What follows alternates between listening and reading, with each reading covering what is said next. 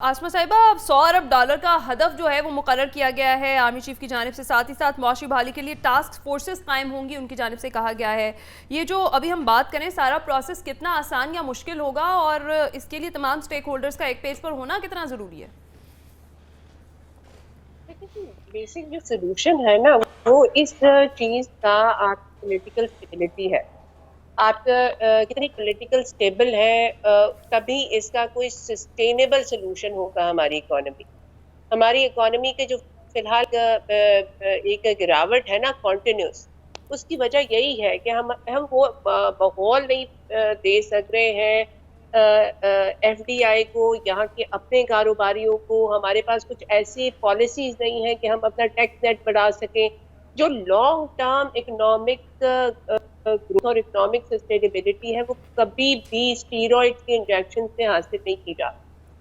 یہ ایک وقتی آپ کو ضروری ہے، اس وقت یہ بہت کرٹیکل آپ کو ایڈ تو مل جائے گی، لیکن یہ کوئی الٹیمیٹ حل نہیں پرووائڈ کر سکے گا۔ الٹیمیٹ حل کے لیے ایک پولیٹیکلی اسٹیبل کنٹری کی ضرورت ہے، اور وہ صرف ایک طریقے سے ہو سکتا ہے کہ آپ کی الیکٹڈ گورنمنٹ آئے، الیکٹڈ گورنمنٹ اپنے مطابق ایک ایسا کورس آف ایکشن لے جس کی وہ جواب دے، جس پہ وہ اکاؤنٹیبل، تبھی ہم اس چیز کو لے کے آگے چل سکتے ہیں۔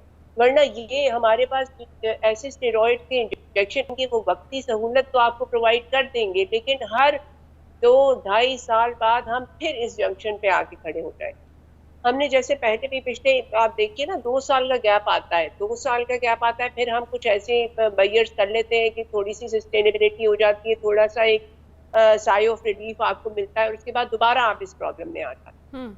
تو بیسکلی آپ کو پولیٹیکلی اسٹیبل پاکستان چاہیے، اس کے علاوہ اور کوئی حل اس چیز کا نہیں ہے۔ جلد یا بدیر اس کی طرف جانا پڑے گا۔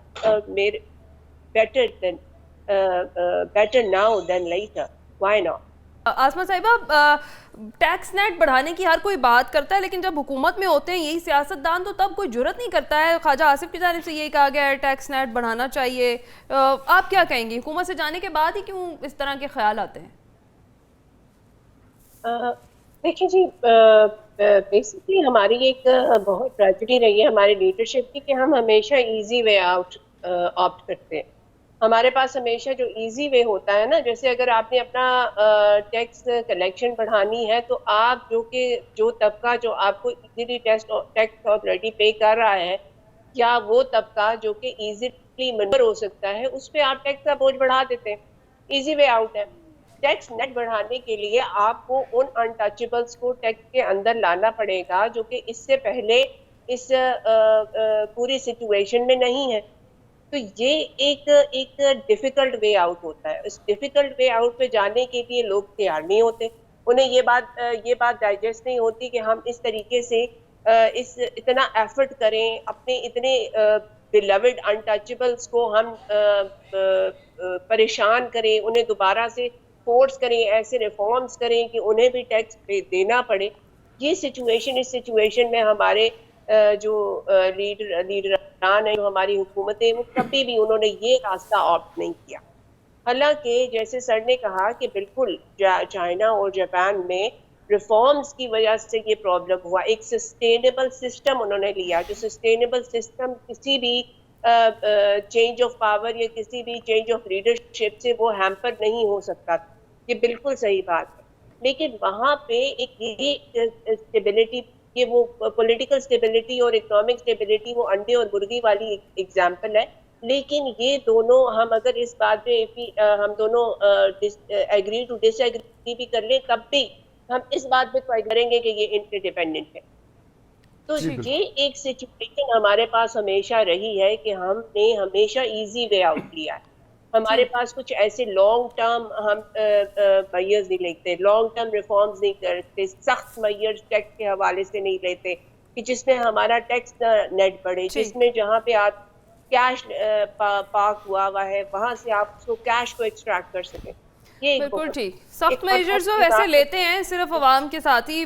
سلمان عابد صاحب، کیا آپ متفق ہیں؟ آسما صاحبہ یہی کہتی ہیں کہ ہمیشہ سے ایزی وے آؤٹ جو ہے اسے چوز کیا جاتا ہے، سخت قسم کے میجرز نہیں لیے جاتے ہیں جن سے لانگ ٹرمز کوئی ریفارمز جو ہیں وہ لائی جا سکیں۔ دیکھیے، ہم جب حکومت میں آتے ہیں تو ہماری وہ ترجیحات نہیں رہتی جو ہم اپوزیشن میں بیٹھ کے باتیں کرتے ہیں. پھر جب ہم حکومت میں ہوتے ہیں تو ہمارے پاس ہمارے اپنے ذاتی مفادات بھی ہوتے ہیں, ہمارے جماعتی مفادات بھی ہوتے ہیں, ہمارے کاروباری مفادات بھی ہوتے ہیں, اور ہمارے ووٹر کے مفادات بھی ہوتے ہیں. اور تاجر طبقہ بعض اوقات ہم ان کے کاروباری معاملات میں ان کو فیسیلیٹیٹ بھی کرتے ہیں. یہ جو رونا ابھی خواجہ آصف صاحب رو رہے ہیں یا باقی لوگ رو رہے ہیں, کتنی ریفارمز کرنے کی کوشش کی ہے سیریس طریقے سے. جب یہ ہمارے ہاں پی ٹی آئی کی حکومت ہو, پیپلز پارٹی کی حکومت ہو, پی ایم ایل این کی حکومت ہو, یا فوجیوں کی حکومت ہو, تو ہم نے کتنی ریفارمز کر لی ہیں. سوال یہ ہے کہ وہاں جا کے ہماری ترجیحات بدل جاتی ہیں. جب ہم اپوزیشن میں ہوتے ہیں تو ہم کیا کرتے ہیں, بڑی بڑی ریفارمز کے دعوے کرتے ہیں, اور ساتھ ساتھ ہم بلیم گیم میں پڑ جاتے ہیں. جو حکومت ہوتی ہے اس کے کوئی اگر اچھا کام بھی ہوگا تب بھی ہم نے اس کو لیٹ ڈاؤن کرنا ہے. تو ہمارے ہاں تو دونوں سائڈ سے جو ہے نا, وہ چیزوں کو بنانے کی بجائے یا تو ہم اس کے بگاڑ کا حصہ بن جاتے ہیں, یا ہم اس میں سے اپنا حصہ نکالنے کی کوشش کرتے ہیں. یہی وجہ ہے کہ جو بات کبھی کی گئی ہے کہ انڈائریکٹ ٹیکسز کا بوجھ آپ ڈال دیں لوگوں پہ, اور جن لوگوں پہ ٹیکس لگانا ہے ان کے اوپر تو ٹیکس نہ لگائیں. جن کاروباری لوگوں کو آپ نے قانون کے شکنجے میں لانا ہے, گرفت میں لانا ہے, اصلاحات میں لے کے آنا ہے, ان کے اوپر آپ نے کچھ چیک اینڈ بیلنسز پیدا کرنے ہیں, وہاں آپ نے مانیٹرنگ اکاؤنٹیبلٹی کے سسٹم بنانے ہیں, وہاں ہم پولیٹیکل کمپرومائز کر جاتے ہیں کیونکہ ہمارے بارگن کر لیتے ہیں آپ. تو میرا مطلب یہ ہے کہ کہیں تو کوئی اصلاح کا کام جو ہے کہیں سے تو شروع ہوگا نا. اگر ہم نے اسی طریقے سے ایٹیٹیوڈ اپنانا ہے, ایک روایتی قسم کا, فرسودہ قسم کا, پھر ہمارے پاس ایکسکیوز بھی بہت سارے ہو, تو پھر وہ سسٹم نہیں چلتا, نہ وہ ٹرانسپیرنٹ ہوتا ہے, چاہے وہ الیکٹڈ گورنمنٹ کا ماڈل ہو چاہے وہ نان الیکٹڈ گورنمنٹ کا ماڈل ہو, کیونکہ آپ کی پرائورٹی میں وہ ریفارمز ہیں نہیں جن کی بنیاد پہ اکانومی یا پالیٹکس جو ہے وہ گرو کرتی ہے.